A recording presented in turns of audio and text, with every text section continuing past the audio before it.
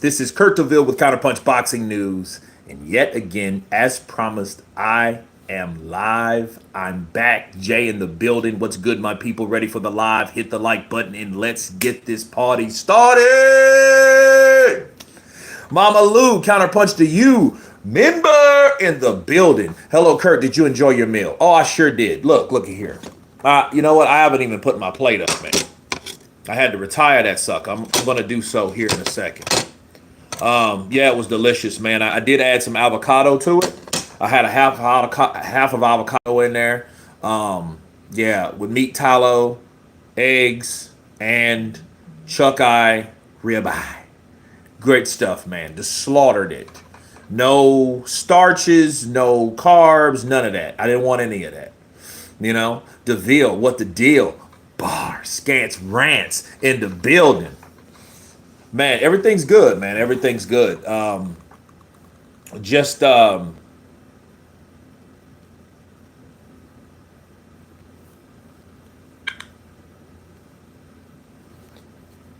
finishing up this video that I have to get out. You guys do know that Lamont Roach versus Javante Tank Davis is set for August. Okay, so that's the new news that I just had to, put this video out. So it will go out at the same time as this live stream because it is breaking news. We'll talk about that a little later. I just got through watching the Pierce Morgan interview with Alexander Usyk and Danny Dubois, and I just did a video on it. So I've been pretty busy this morning, kind of multitasking here, doing more shorts, which people are watching now. I guess, the younger we are, the younger the audience is, the more people like shorts. But they are addictive. They are. You can flip through maybe 20, 30 shorts in an hour, and you turn around and you ask, what the hell did you do for an hour? You were just flipping shorts. That dopamine drop, that's real, bro. That's the real deal. Like DeVille, right? So it is what it is. Capitano, counterpunch to you, Capitano Colonia in the building. Counterpunch. But no, we have to get back to something that I didn't finish that I think should be recognized and should be acknowledged. I think either, and I don't think this should be in private. I think this should be in public. John Fury, Sugarhill Stewart. You got two different guys. One's passive, one's aggressive. We know who's the aggressive one, John Fury. The passive one is more of Javen Sugarhill. There's reasons why guys like Emmanuel Stewart will be missed. I was asked yesterday, I think it was yesterday or the day before yesterday, do I miss HBO boxing? And yes, it was a definite yes. A definite yes. I miss HBO boxing because it brings back memories for more than just boxing, honestly. It's boxing with the people that were around at the time that are not around now. I don't know if you guys know, I've told you the story about, I have a first cousin that his birthday is April 8th, the same as Gennady Golovkin. And he's my first cousin. He was my first cousin, and he'll always be my first cousin. But he passed away in 2013. But let me tell you about this dude. This dude, I don't know if he had more knowledge than me, but he definitely watched boxing just as much as I did. Right? So, Kurt, high five. Down low. Too slow. Counterpunch to you. The quiet ones are the ones to look out for, not the loaded ones. That is true. And we'll talk about that for a second. But let me tell you finish this story about my cousin.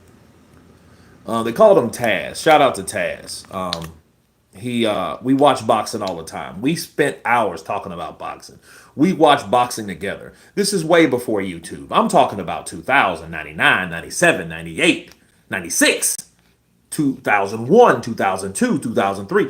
We watched boxing religiously, right? Me and my cousin. That was my guy. If he was around now, he would be guest starring. Like I have my buddy Javon, my brother. He comes on sometimes. But, You know what I mean? Because he likes boxing as well. But my cousin would definitely be in there, and he brings another dynamic because he was thuggish with it. You know, man, that shit fucked up. Mayweather go whoop his ass. Stuff like that. So when you hear him, you're like, oh no, you know, where did he get him from? Arizism in the building. Counterpunch to you. Loud, not load. Okay. John, Jesus says, I'm the way, the truth, and the life. No one comes to the Father except through me. Laura Vega in the building. We're dropping knowledge.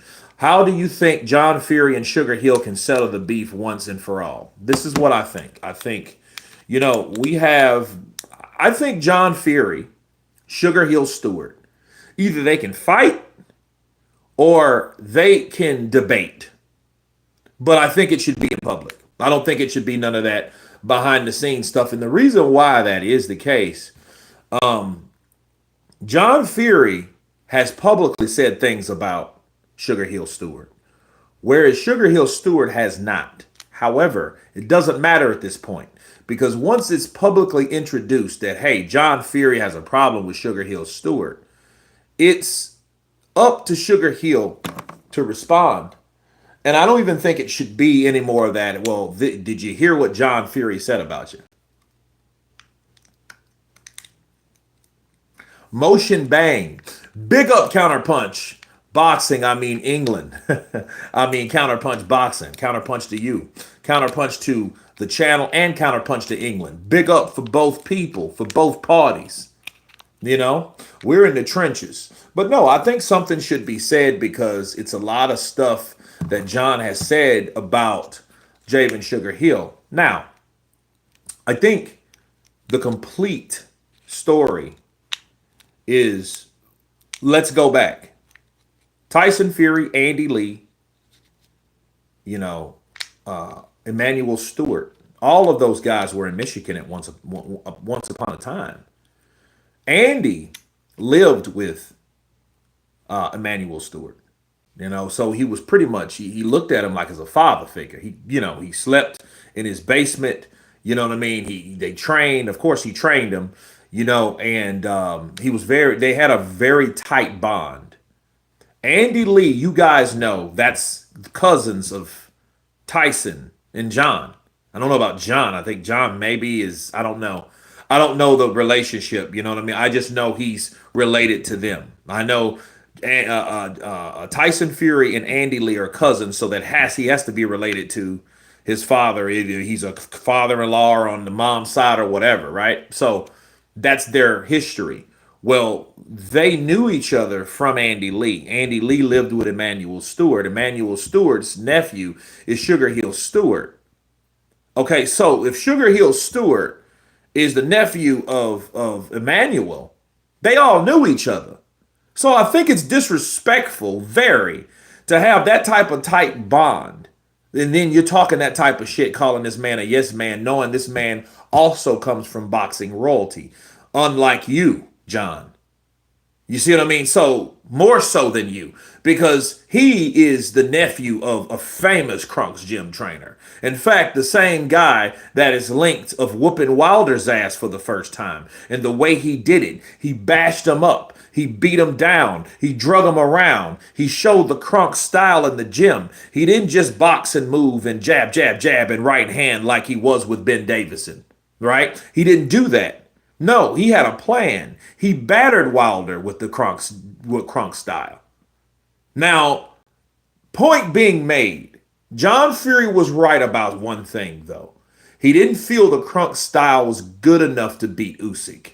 And in fact, it could have been if Tyson would have used it the right way. I think he tried to use more of the Kronk style in the second fight, which it makes that style is aggressive, but it's more of a flat-footed style, fighting someone that stays on their toes like an Eastern European style. That's going to be hard because you're going to have to pinpoint that guy or cut off the ring pretty damn good to keep that guy from bouncing around. Now, this is Usyk we're talking about. We're not talking about Wilder or someone that clams up or folds up, you know, when he gets hit or when he's being attacked. You know what I'm saying? He's just not going to brace for impact, for punches coming in. No, he's going to get the hell out of Dodge because he's not going to allow you to do what you're going to do.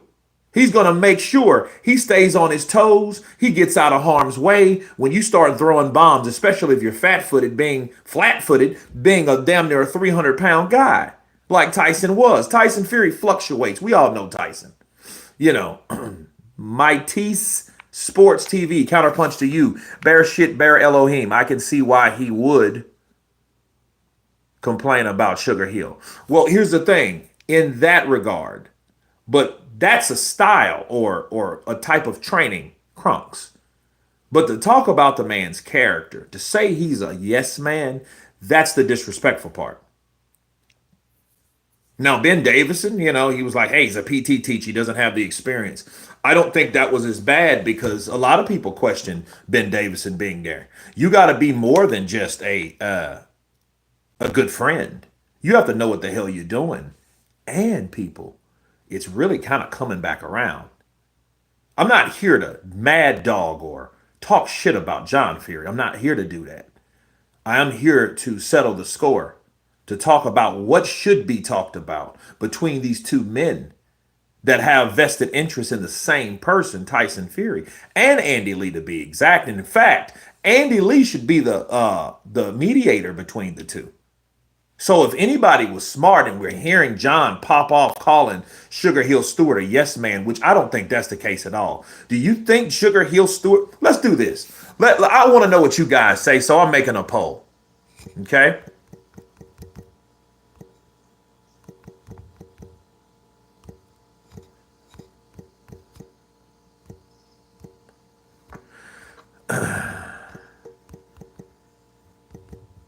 That's what we'll do. Okay, so you guys can then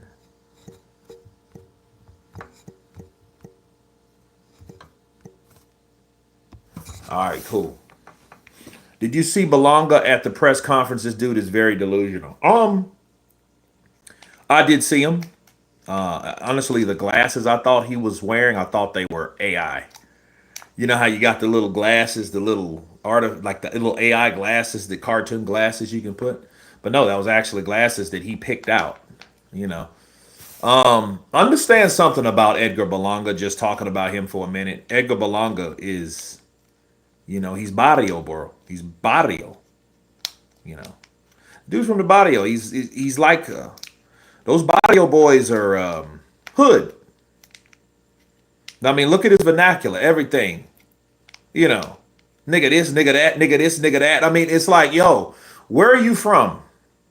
Nobody taught you how to talk outside of the hood. You know, see, the thing, here's the problem with Belonga. Belonga's hood, bro. He's Fat Joe. He's Fat Joe. Like, those cats up, like, uptown, Bronx, Brooklyn, you know, I mean, a lot of them are not they're not the smartest, they're not the sharpest tools in the shed, bro.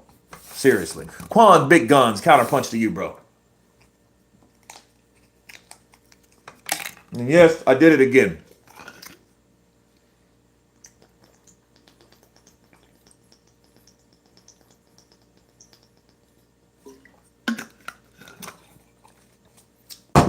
I jacked his shoulder up again, bro. I jacked it up again in the gym this morning. Hill is 10 times the man that John Fury is, an honest man. Remember when Sugarhill called out the lie Tyson Fury preparing for Usyk after the 70-30 offer? I'm not training Fury. He wasn't there to train Fury. I mean, he didn't have to lie about that. But one thing about people with integrity, people with integrity don't like to be involved in lies. Or don't lie on me. You can lie all you want to. Just don't include me in your lie. It's not going to go well. I don't like that shit either. Don't lie on me. Don't tell me something that, oh, Kurt said, and Kurt didn't say shit. All right. So, yeah, I agree with that. I mean, I am glad that, you know, that was solved. I do remember that incident. And I do remember that being cleared up very easily. Because Tyson was on some bullshit. He was. The minute that he turned that Saudi Arabia money down, and I think it was like the beginning of 2023, the minute he did that, I already knew it wasn't going to work. Oh, we're gonna bring it to England and Wembley. I already knew this shit's not going to work. They're not going to have that fight there. That's not going to happen because then Tyson is going to want to. He's going to want to say some bullshit. He's going to want to demand something that won't be even realistic. Stupid shit like that. I see what you're saying now. It's disrespectful. Yeah, I mean, you have these close knit people. You have the only guy that is closest to the guy that was the trainer that changed lives anywhere from Hitman, Hitman, Tommy Hearns, Vladimir Klitschko, Andy Lee, many other people, bro. But listen, Sugarhill Stewart, he's missed because I would love to see John Fury talk shit to Manuel because Manuel will tell man, I'll tell you what, you tell that bald headed motherfucker, you tell that bald headed motherfucker he's a hypocrite. Love from Lagos, Kurt, counterpunch to you. Dale Osho in the building, counterpunch to you, Lagos. Sugar Hill isn't a yes man in my opinion. Bryce Productions, hi. Skrilla 50, what's up? Skrilla 50 in the building. Hello, Cheeky Chops. Yep, they're not Einsteins. Maybe a sparring match between them to gain each other's respect, and they load up the footage regardless of what happens. Yeah, put them on some headgear, mouthpiece headgear, 14-ounce gloves. Let them go at it. Yo, Muhammad Ali. Oh wait, it's Kurt DeVille again. It's Kurt again. Yeah, just wearing the shirt, dude. But no, I'm like, the whole thing is, I help your son. I do this for your son.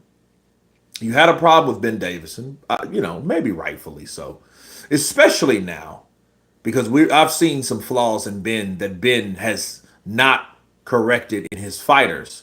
Which, if that's the case, you could come out, you could go at Ben like that. But Javen Sugarhill, there's no reason he has no reason to do or to talk that shit about Javen.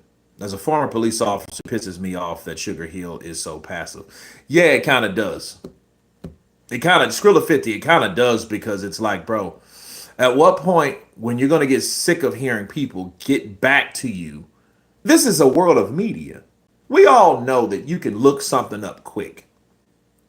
Like I just seen the Pierce Morgan thing. Hey, look this up. All right. Type it in. There it is. Now you're watching it. The world of social media. This is the world that we're in right now. So there's nothing that you can't say, oh, I didn't say that.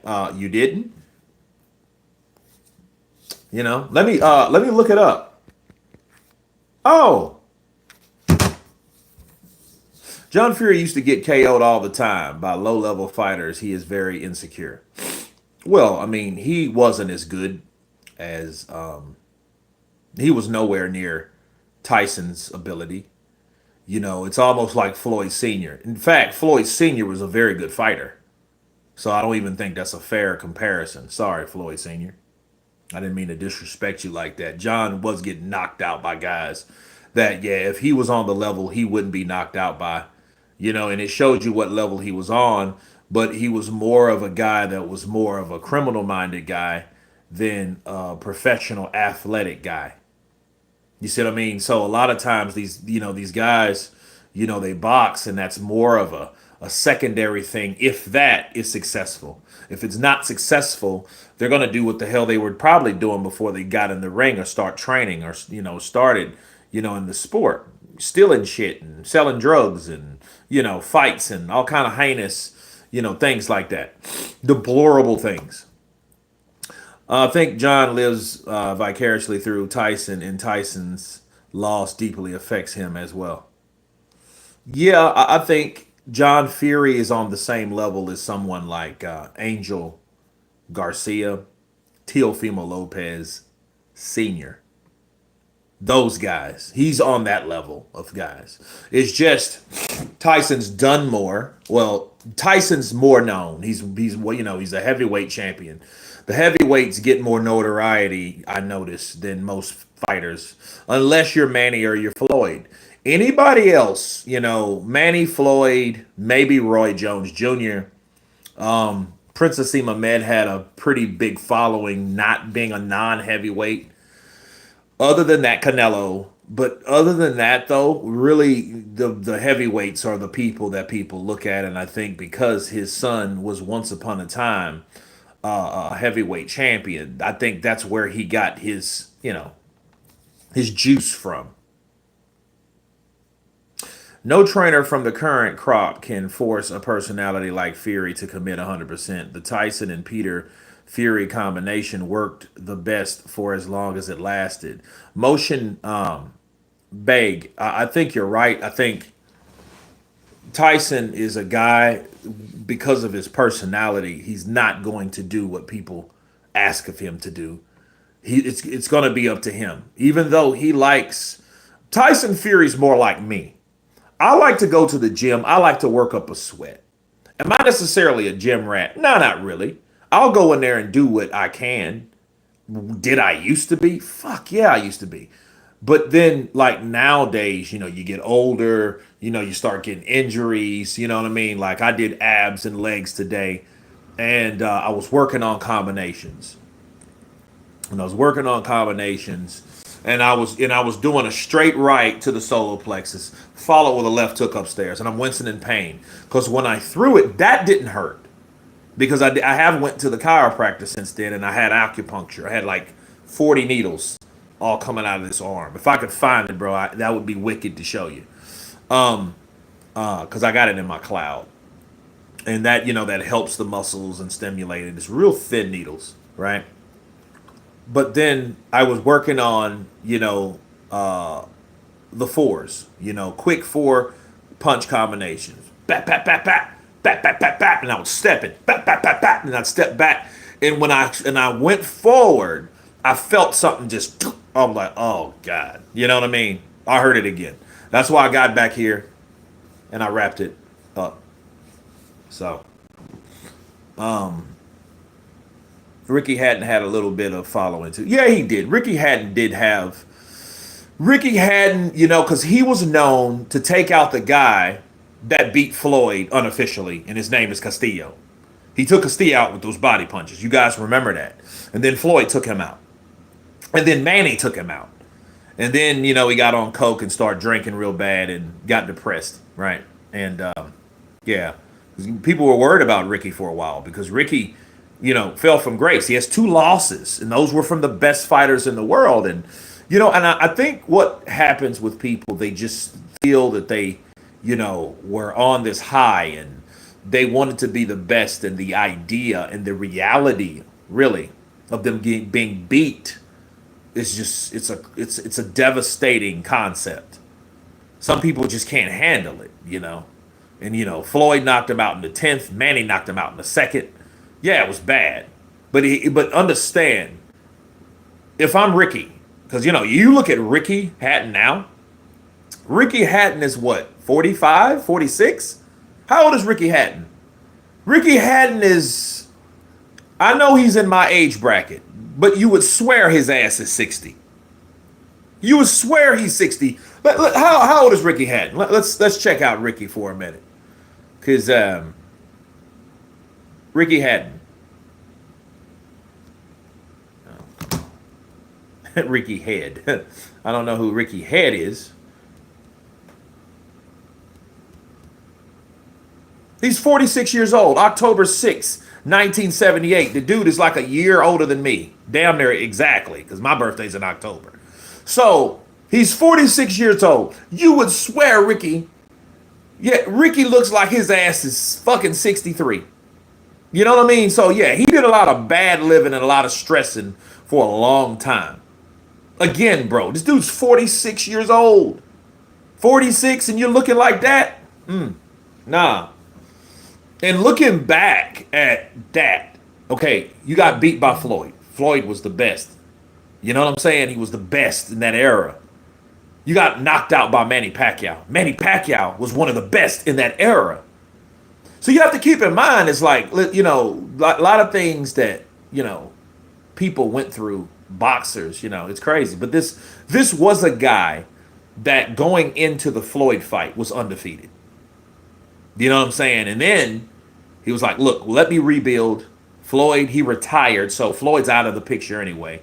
So there's no rematch in him. He's supposed to rematch Oscar De La Hoya. Didn't rematch him, which was a bitch move, honestly. But hey, who's the next big star? Who's that next big guy or best guy? Manny Pacquiao. Well, he reinvented himself. He got Floyd Sr. to train him. And it was supposed to have been the coming out party of coming out parties, right? And then he goes in there and gets knocked out. Manny's fucking faster, stronger, combinations on point. The smothering that Ricky does, Ricky's the kind of guy that likes to pressure you and likes to step and likes to kind of Jersey Joe Walcott you, but then he has a smothering style he implements. That's why he gave Floyd so much problems, because Floyd couldn't, at times, didn't have enough space to make or to create to hit him. But as soon as he made it, boop, boop, but Ricky was good at smothering his opponents. That's why he knocked Jose Luis Castillo out. He took him out because he stayed close quarters, mid-range to inside, stayed there and did his business, right? Manny couldn't do that with Manny. Manny was too quick. He was just too quick. Because as Manny stepped back, Manny knew how to punch going backwards. Soup, boop, boop, boop, soup, boop, boop, boop, over with. And it was done. It was done. And then, and Ricky was trying to cut off the ring with someone that knew how to punch. You followed someone around with a pressuring style like Manny, with calf muscles like damn coconuts, that he's coming springing lefts like he was in combinations, and then he could slip under the shots that you tried to counter from getting hit by him. Now, but again, best in the era. So he lost twice back to back. That Floyd loss hurt him, but that Manny loss, it's damn near like it put the nails in the coffin. So yeah, I felt bad for him. Wasn't Ricky Hatton the one who walked in the ring in a fat suit? I don't remember. I don't remember that. I do remember when Ricky Hatton fought Floyd. I remember the energy in that arena. The Brits came and they showed up and they showed the fuck out. Like, those dudes went in there, bro. They went in there. You could hear them. You know what I mean? Like, everything Ricky did. I was like, oh, God. What are we in, Manchester? I always knew Ricky can't beat Floyd. I knew Floyd would KO him. That was Wilder too heavy. They hyped Ricky up for no reason. They thought Ricky will win. I think that's what you're trying to say. The build up to Mayweather Hatton was epic. I do remember that fight, and the fight lived up to it as well. Floyd act like a total wanker in that build up. You know what I mean? That was like the worst of Floyd, though. Because Floyd, I think really what happened with Floyd, like if you look at Floyd, like the Hatton build up, the Oscar De La Hoya build up. I'm not really sure about Gaddy. He didn't really talk too much shit about Gaddy. He just destroyed Gotti, though. God. But those two, he was like his daughter. He was like, what was her name? Yaya Mayweather. He was just, he was so obnoxious to you, like, bro, you are, I don't know if he was trying to overdo. I know he was trying to be the bad guy, and that shit worked. Because Floyd was a dick. You know what I mean? Like, he made you not like him. So, yeah. But, I mean, the buildup was crazy on Hatton versus Mayweather. Hatton was mentally fragile. Floyd got into his head easy. I don't think he did, though. Because, I mean, when he went to England, Hatton's balls was dropped. Let's fucking let him have it. And everybody, you know what I mean? So, yeah, he's not, I don't think that. I think after that, he became mentally unstable. I think the ass whooping, I think the defeat made him that way. And then Floyd beat him in an ugly way, and then Manny knocked him out like cold. I mean, Ricky got knocked out cold. That was no T to no. That was K to the O for a while. Because when he hit Ricky, when he hit him with that left, you heard that shit. Because I mean, he landed perfectly on his chin, and the way Ricky fell, Ricky hadn't fell, bro. Like, just it was like lifeless. His lifeless body just bam, and he was just out. He was Amir Khan out. He was done. That man was dead. George Foreman is the greatest. I don't think he's the greatest. I think he's one of the greats. He made the great people great. See, what people don't understand about fighters, there are fighters that make those fighters great. If it wasn't for the fighters, they wouldn't be great because they have to fight the best to be the best. Period.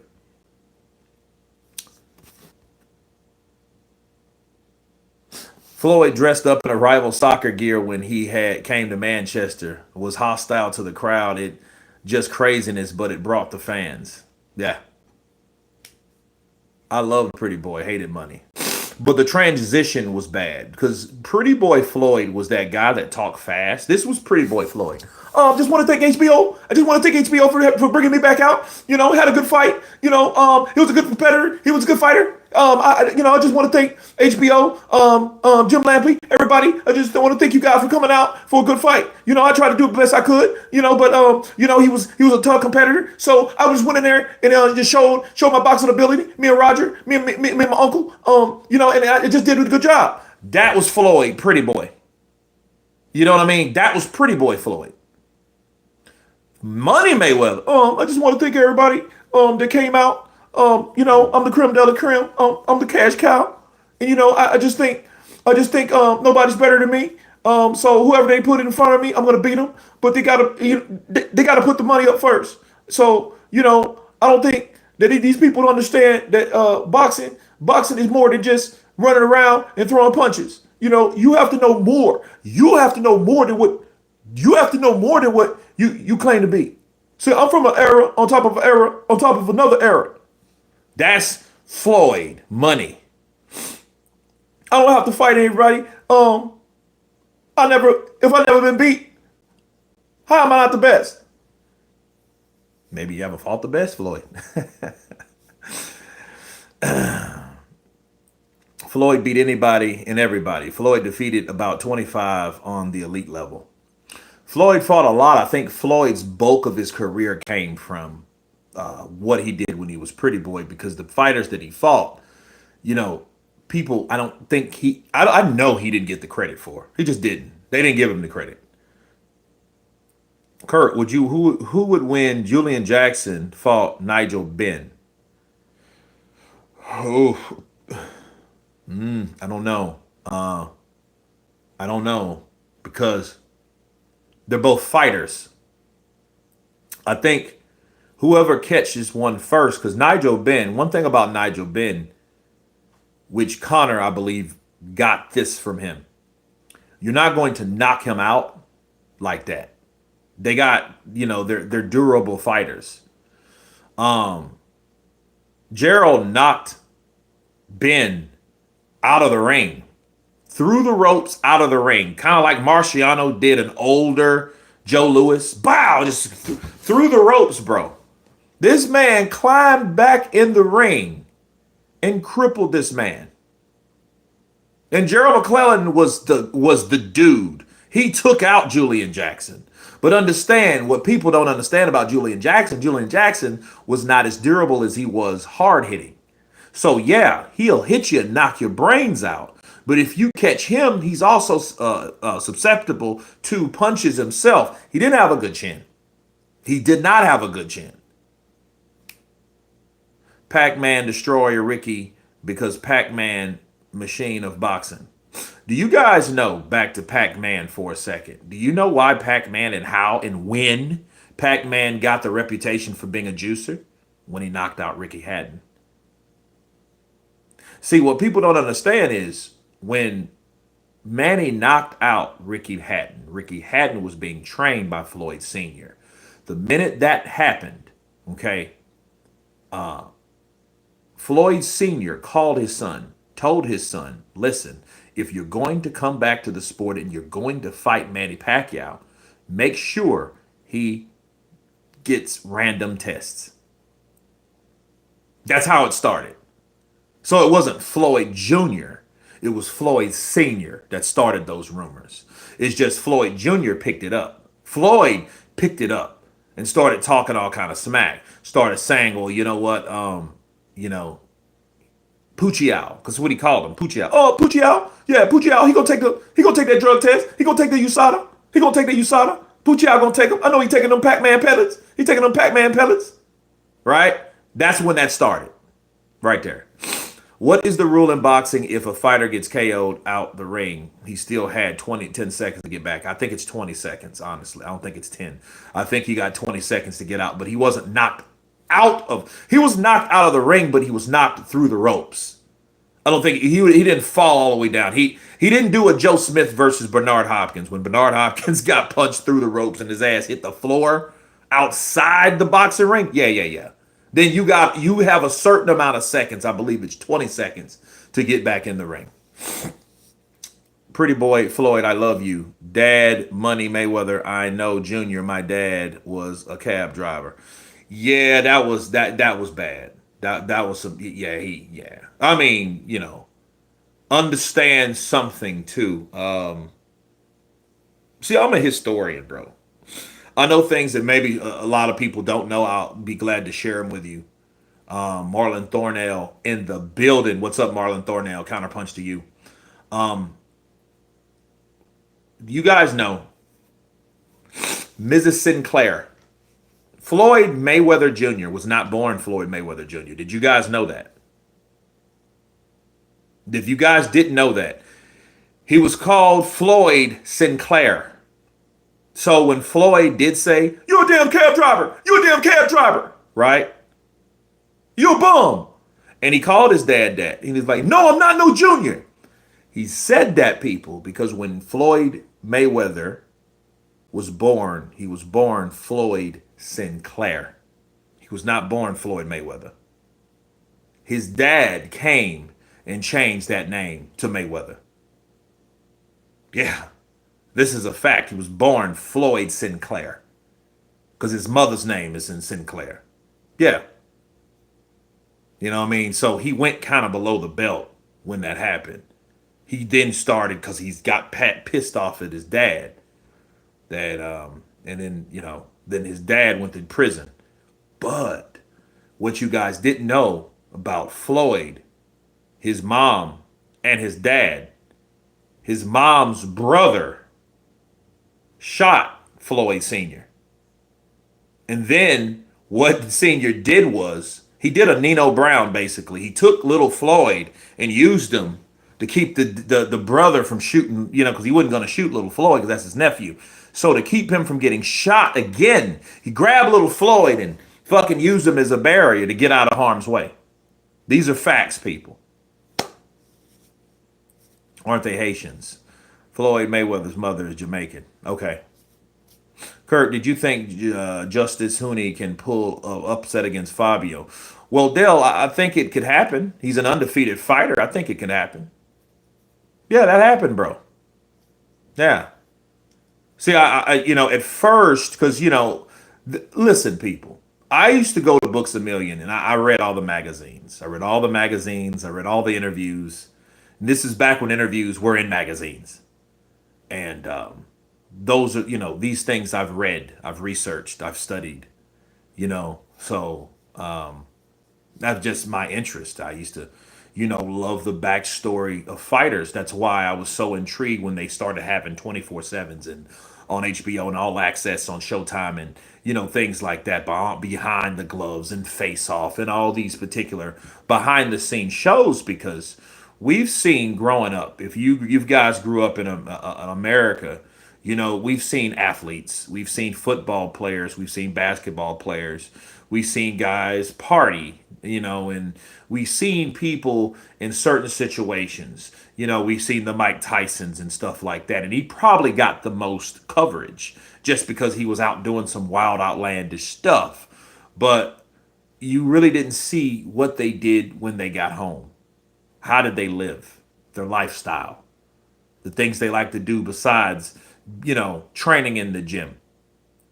So it was interesting to see it put on film or on camera, right? I ain't mad at Kurt, but he be talking about my business too much. Just know that my record is perfect, though. Easy work. Floyd can make anything about himself. Wardley ready for the big boys. I mean, we'll see. Do you think American boxing has fallen off in recent times? Make America Britain again? Damn. Yes, I do, but I think hopefully there is hope for American boxing with Dana White recruiting a lot of the UFC guys. Or I think I think now people will now have a choice, whereas now Dana White has, I think, more of a pulling power in the Americas than someone like Eddie Hearn or Frank Warren, because they're busy with their own things and they already have American talent. So they don't need to just run out, and they're not desperate for this. But if the new blood, the people that are trying to get into boxing, or UFC, they have a choice now. They're like, hey, you can go into boxing, and boxing has this and makes this is what's required of boxing. Or you can go to the UFC, used to take taekwondo, or used to wrestle, or used to do this. It depends on what you're really gravitated to. But now you have more of a choice between boxing and UFC, because now you have the numbers are better with boxing. So when someone looks at it like, wait a minute, if I'm a champion, I can make either champion UFC maybe 150,000 being a champion, or I can make 750,000 being a champion over here, in boxing.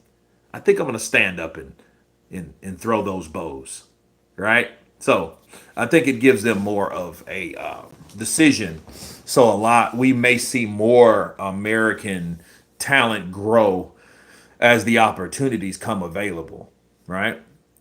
Because I mean, besides Bob Arum, I mean, Bob Arum's in his 90s, and Don King's in his also is in his 90s, but they're not doing like they used to. They're not really recruiting a lot. And what made boxing a little stiff is because now 2028 boxing won't be a part of that Olympics. If you guys didn't know that.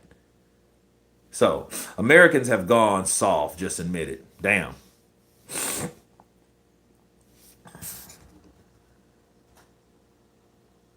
Now boxing has moved to the Ukraine. I don't think boxing has ever left the Ukraine.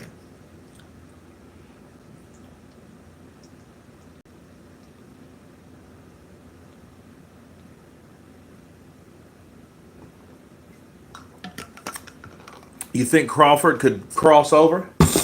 I think he could, and I've seen him. He has some mad wrestling skills, bro. That's a strong dude. People don't understand how strong he is. They're just looking at his build because he's kind of, he's long and he's wiry. But the dude's strong, bro. Kurt, UFC will become extinct. Jax, man, you say that all the time. But let me tell you something. I think that's something you wish to happen. I don't wish for a combat sport to go away, because I know it's people that still love UFC, and I know a lot of times, people like to like to compete. You cage it too good in America. That's why Europeans have taken over. You gauge it too good. Okay.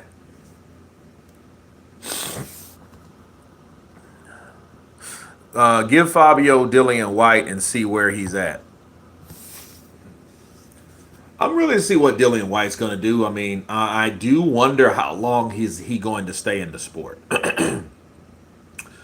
Danae, how do you see Belanga Saraz turning out? I'm a bit worried about Belanga because he looked coked up during the press conference. He probably was. I mean, you're talking to a Belanga that has money now. And, the first person he called out for a rematch was Canelo. Yeah, if I know I made $8-9 million fighting Canelo, that's the money that I want again, because that's going to be his career right there. I mean, a kid from the Bronx or wherever the hell he's from, New York, You know, yeah, that's that Andy Ruiz effect. You don't know what type of life Belonga lived. We don't know what kind of life he lived before he, got popular. We just knew he was a pretty good guy. I mean, he was a heavy-handed Puerto Rican fighter. And guys, Belonga, yeah, he's good. So he was a prospect, 5 years ago. Rene Padilla in the building. Wish we had more years of Crawford. Aram kind of shelved him. Now Crawford's aging. We should have seen him in better fights. Well, I think we did, and I think what happened with Crawford wasn't promoted, like you said. He wasn't promoted right by Bob.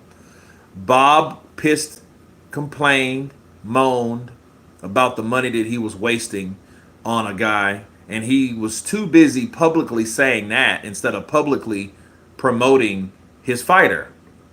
So it was good for Crawford to leave. And then you had guys that were in the boxing business that were mad at Terrence because Terrence was signed with Bob. And they didn't like Bob, not because Bob was a bad promoter, which should have been the reason they didn't like him, but was because he was Jewish and he was a white guy. Instead of him going with Al Heyman. Why the hell would he want to go with Al Heyman? And matter of fact, Al Heyman wasn't for just black fighters. Al Heyman was for his fighters. Canelo won't fight versus Usyk. Usyk. Bill Keevaney in the building. Counterpunch to you, brother. Fabio is a strange one. Straight in, straight out, straight punches, barely any lateral movement. How is he so successful? Because he's able to come in and come out. That's why. Kurt, what if Sugarhill hasn't backlashed Big John because out of respect for Tyson? I don't think Tyson has anything to do with it.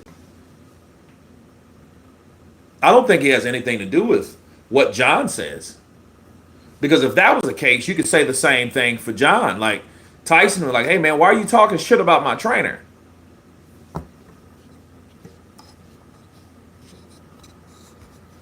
Why are you talking shit about my trainer? Why are you, constantly saying something every chance you get about my trainer? Hell, he was good enough to train my cousin. You know what I mean? Now my cousin is a good trainer, so why are you giving me shit about that? Hell, John didn't talk shit about Andy Lee, and Andy Lee was in the corner. He didn't say that shit about his cousin, did he? No. See, that's the issue I'm having. Like, okay, wait a minute. You're saying he's surrounded by yes men, but then you talk to or about Javen Sugarhill. You point your finger at him. You don't say that shit with about nobody else. Yes men, not a yes man, right? Yes man would mean he's only talking about one person. If that was the case, oh well. But he ain't. He said men. He's around a bunch of yes men, meaning plural, meaning why is these yes men are not being called out by John Fury? Why isn't he mentioning these guys? Why isn't he saying, you know what? These yes men are Tom Lampley, this guy, that guy, then Sugarhill Stewart being yes men, right? He's only pointing out Javen Sugarhill. You guys see what I'm saying? Sugar is simply ignoring Small John. Well, I don't think that that's the thing to do no more. I think that, Little John, I think he should be put in his place. Like, hey, John, I need you to shut up. Shannon the Cannon Briggs, this era, boxing. Shannon the Cannon's coming back to the sport. If you guys didn't know, he's coming back. Kurt, who takes John Fury seriously? Whoever he gets in front of. Whoever gives him a platform to speak his voice. Kurt, who wins? Dillian White versus Luis Ortiz now? I don't know. I would like to see it though. That just pissed me off. It just made me understand politics back then. See, let's go farther. I think not only Eddie Hearn didn't want Dillian White to fight Luis Ortiz, he didn't want Anthony Joshua to fight him either. See, if he whooped Dillian White, then there's nobody to really bridge or buffer from AJ. AJ was the guy that, hey, AJ was the unified heavyweight champion of the world minus the WBC. Deontay Wilder was the WBC heavyweight champion. That being said, we had a lot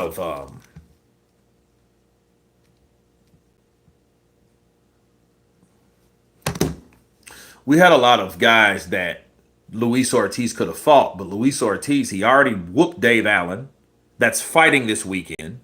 Um, had to chase down Malik Scott. He whooped Malik Scott, and then Eddie Hearn dropped him. Interesting, interesting stuff, Maynard. That's all I'm gonna say. It's crazy.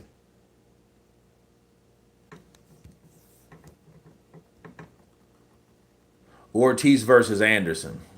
You know what? That could be a good fight. Only thing is, I don't think Ortiz could keep up with Anderson. I think Anderson with the youth, he's just too quick. And in Luis Ortiz is just, I don't think he's honestly fresh enough. Big John fell off an electric bike. He needs to chill. Yeah, that was dumb too. That was the stupidest shit ever. Why would you? Why would you, instead of just slowing the scooter down? I don't know, dude. I just thought that was really stupid. I thought that was some stupid shit. Malik Abdu was a runner and diver. He should be in a triathlon. Crazy.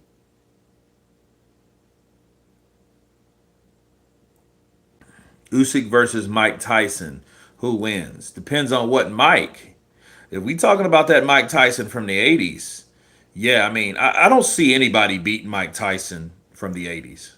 I think Mike back then was just, I think he was just too much for a lot of people. He was fast, he was smaller, he was harder to hit. The way he dipped, squatted, kind of hard, bro. That he was like a bad, like imagine a young Mike Tyson fighting someone like Anthony Joshua now, Dillian White, Deontay Wilder. You know what I mean? See, Wilder would have to catch him from afar because if he didn't, that was over for him.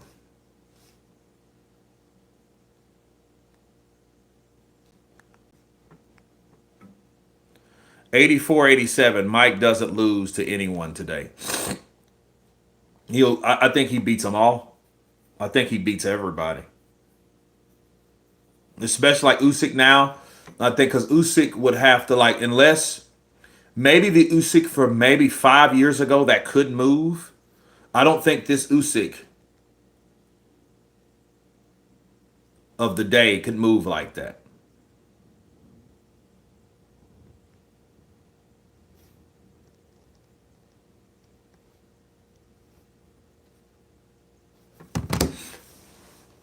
He didn't seem human. John Fury won't drinking beer, and won't street fight. Holyfield would have always gave Mike problems. Um, I don't know. I mean, because I think at a certain point, what people need to understand about Holyfield was pretty much like Usyk. He was the guy.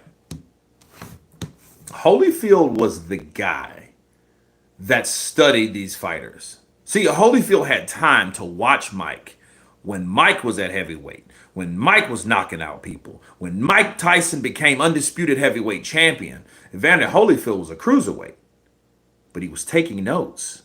He was studying Mike Tyson. So he had already knew. It was like what Usyk did to Joshua. He was watching Joshua for years, pinpointing, looking, writing, studying.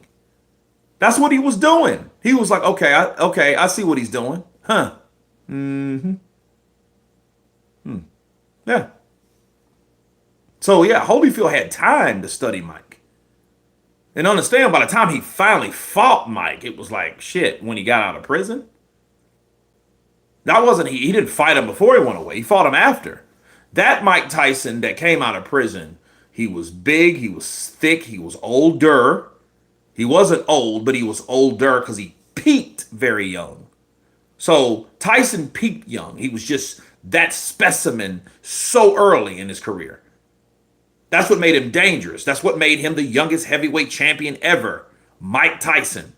Because he's shit. He's only now 58. So shit. Well, he was like, he's Mike Tyson, bro. Holyfield should have studied more for Claudius. Yeah, but Claudius wasn't the guy, though, was he? Let's just be real. Claudius was not the guy. Mike Tyson was the guy. Lennox Lewis was not. Lennox Lewis was the guy that people overlooked. Lennox Lewis was a guy that a lot of people didn't like, unless you were from the UK or maybe Canadian, maybe Jamaican. But over here, nobody really cared for Lennox Lewis like that. I know I didn't. But he wasn't a popular heavyweight. So he wasn't that ideal dude to really fight. He was the guy that actually deserved it and he earned it, but people didn't care for it, so they didn't push for it. You see what I mean? Holmes is one of the most criminally underrated heavyweights of all time. I think him and Ali are the only ones who would smoke a prime Usyk. Larry Holmes versus a prime Usyk would be a hell of a fight. And Larry Holmes, Larry Holmes is kind of like a upgraded prototype based on what has already happened, based on Ali. Larry Holmes fought a lot like Muhammad Ali did. He was Muhammad Ali's ugly sparring partner. So he knew everything Ali did. That's why he beat Ali like he did, because he knew everything about him. But this wasn't even the Ali of then. This was the Ali that was washed up, damaged, talking slow. Yeah. Nobody in the UK liked Lennox at that time. At the time, I don't think they did either. Kurt, who can beat a prime Ika Barabucci? There's no way of knowing. I don't know. I don't know who would beat him and who wasn't, because we didn't see enough of him, I feel. Prime Home beats anyone today.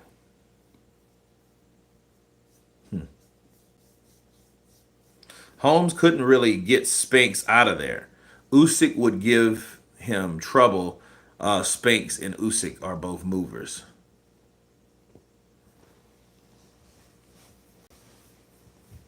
It would be a good fight, though. Especially somebody that knew how to jab like Holmes.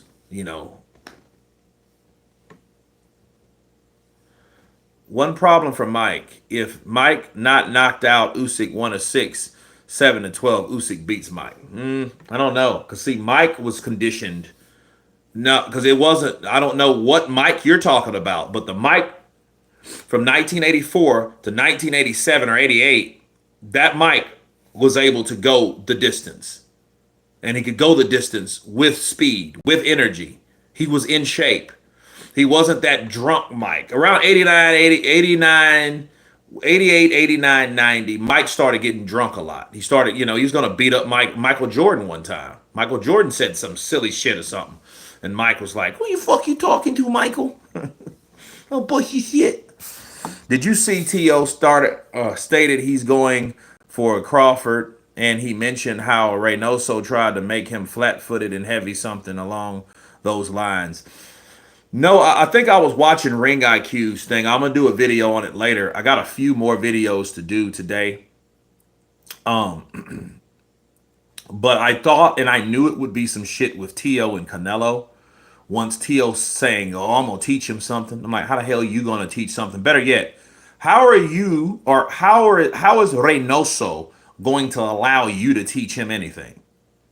You see what I mean? I knew that there was going to be some shit before. I was like, I just don't see Canelo and Tio, with the no. I don't see those guys gelling like that for a long period of time.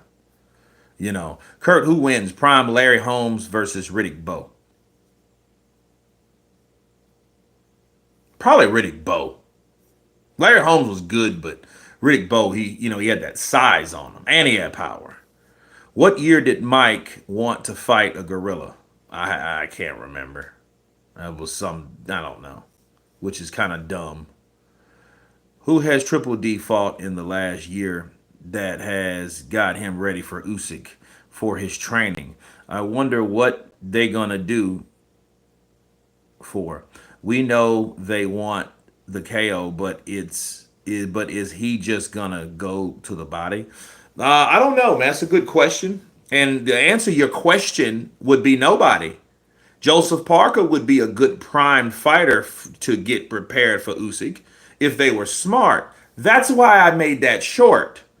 That short wasn't to hate on Daniel Dubois. I feel bad for him because what they're doing this premature decision to fight Usyk now, and they had no preparation. In fact, they're like, okay, look, we're gonna fight Usyk. In fact, Usyk is more fresher than Dubois at this point because Dubois' last fight was in what? September? October? Some shit like that when he knocked out AJ at Wembley? Well, Usyk's was in December. Kurt, what about a prime Ike versus Riddick Bowe? I think Ike would have took Riddick Bowe because Ike had the size as well. So he wasn't just this little heavyweight. Yes, 6'2" back then was considered a big heavyweight. Not today. They think they've already beat Usyk in the first fight. Well, that's you can't beat anyone that quit. He quit. He didn't even try to throw that shot again. He quit. And then Usyk got him more aggressive. And Usyk changed his style on him, if you notice. He was just herky-jerky, but no. Usyk kept getting a lot more aggressive. And the more aggressive he got, the more he started landing. Combinations started flying at Daniel Dubois, and that shit got too thick, and he quit. That's it. Bars. Usyk pretty much gets a free undisputed title, and then Daniel gets no leverage for future fights. I mean, that's what it'll happen. I mean, but here's the thing, and I'm doing another short. I'm doing more shorts, people, because I mean that's the way to go. I wish I'd have started doing them a long time ago. Not saying I didn't do them at all. I'm just going to start doing more of them. So, Kurt, but Usyk has already accomplished everything. He might be understood or underestimating Daniel. Maybe. I don't know if he is. We'll see if he does. Do you think Riddick Bowe, Benitez, and Ali are the reasons why the younger generation is now gun shy and scared to engage? No. I don't think that at all. Because if you're not going to engage, it's just something that you choose not to do based on your mindset. The odd makers are saying Usyk KO again. I don't see it going on points. One of them KOing each other. Well, that's good. Because that's exactly what happened last time. Dubois was knocked out by quitting. So, yeah, I think back to Sugarhill Stewart versus John Fury. They should duke it out or have it out or get on a platform, and then Sugarhill could then ask John, why do you call me a yes man? Usyk comes prepared. If Dubois is not, it will be the same. Yeah, it will. One thing you can depend on Usyk to come in shape. He's not going to come in out of shape, unprepared, underestimate. I don't think he's going to do any of that. Hey, bro, I just wanted to ask you, would you rather watch a tree grow or my knees grow? Jerk. All right, man. Yeah, I think that's what should happen. I'm going to jump off of here. Of course, we're going live tomorrow. Dave Allen versus Johnny Fisher 2 times. I may do a fight prediction live later on today. I got to get the videos out of the way now. So I'm going to jump off of here. Thank you guys for hanging out with me to continue this Cold War between John Fury and Sugarhill. Stewart, I think those guys need to talk it out in public because John Fury has already publicly stated how he feels about Javen Sugarhill, and I think Javen Sugarhill should at least do the same. But again, you guys be blessed, be great. Enjoy the rest of this Friday. TGIF in the building. Okay? And you guys have been counterpunched. See you tomorrow afternoon. Peace!